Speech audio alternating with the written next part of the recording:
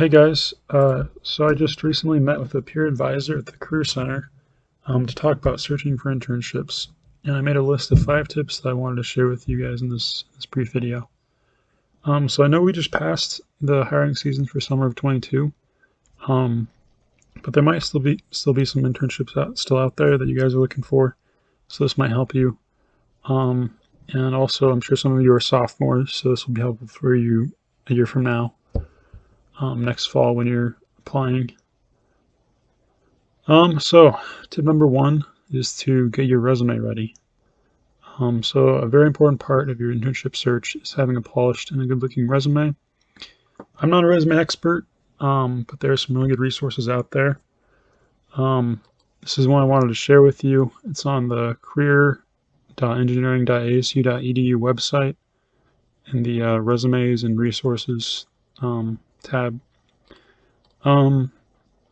So we have some examples here which will help you with like formatting and having everything in the right font and whatever. And then we also have a resume basics video and a presentation here. So these will help you get started. Obviously there are a ton of resources out there like just on the web, but this would be a good place to start, I would say. Also, I would say a really important thing to do is once you have your resume as polished as you can get it, I would recommend that you have it reviewed by a professional or someone who knows what they're doing. I personally have had mine reviewed before, and I know it really helps having them look over it. They can immediately tell you what's wrong and how you can improve it. So I would say definitely do that. I did mine. Yeah, I think ASU does events in the fall. I went to one, but you can also schedule an interview on the Handshake Career Center, and I'll show you guys that later. So tip number 2 is that it will help you if you have interests. So it's better to have just a few companies that you're interested in rather than just to send out a bunch of resumes to whoever. And the reason for that is the interest is reciprocal, which means that if you want companies to be interested in you, you have to show that you're interested in their company and the work that they do. Remember, the recruiters will be looking for people who most closely fit their job description.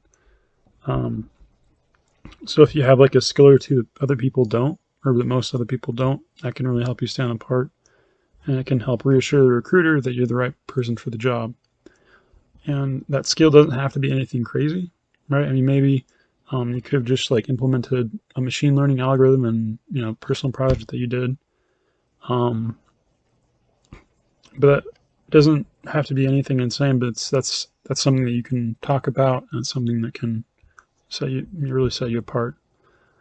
I know I asked a recruiter once at a career fair, and they said it's good to have personal projects that relate to whatever the work is that you want to be doing.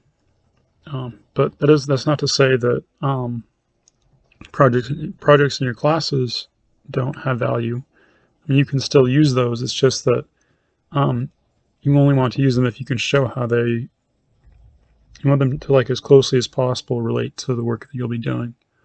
And so obviously it's going to be hard to have a project that just happens to relate to what you want to be doing. So it's good to work on a specific personal project that you can really relate to what you want to do. Hopefully that's not too complex, but hopefully that makes sense.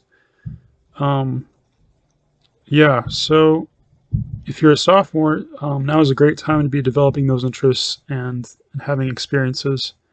Like I was saying, it doesn't have to be hard. You could just join a club, do a personal project, but a little effort over a long period of time will really help you.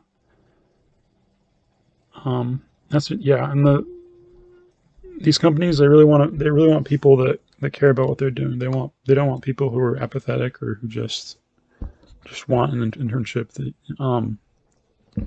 want people who are invested and care about what they're doing and what the company's work is. So tip number 3 is that fall is typically the best time to be applying for internships for the summer of next year, right? So fall of 2021, you would be applying for internships in the summer of 2022. And that's because in the fall, that's when all the internship fairs are. That's when a lot of companies are hiring. Although it does vary from company to company, so I'm sure you can find internships any time of the year. I know, for example, Amazon actually they actually start accepting applications a year before their internships. So like people have to start applying in summer of 2021 to have an internship in 2022, summer of 2022, which is pretty crazy. But yeah, so just look at whatever specific company that you're applying to. Look for when their applications open. And there are internships for sophomores and freshmen, but they're called first-year internships. So that would be the keyword you want to use if you're looking for that. They're called first year. So tip number 4 is that you should apply on the company website. Some job search sites will have job postings that will allow you to send your resume into the company from their site, so you can apply from their site. But the problem with that is that their postings aren't always updated. So it's usually better to go to the company website. And also because there are often extra steps besides just sending in your resume. There might be other things you have to fill out. So it's better just to go to the company website and apply there. And then tip number 5 is when you go to internship career fairs, have a folder for all of your papers and for the resumes that you'll be giving to companies that you're interested in. The reason for that is because it's just it's more professional and it's more organized, and that's something that people will like, is that you seem organized and you know what you're doing. Last thing is I just wanted to show you how I made my appointment on Handshake. Wasn't too difficult. Oops. Just get a Handshake. Hopefully you guys all have an account. If not, they're not too hard to set up. So then you go to the Career Center button up here, top right, click on that, and then Appointments, click on that, and then you just click Schedule New Appointment.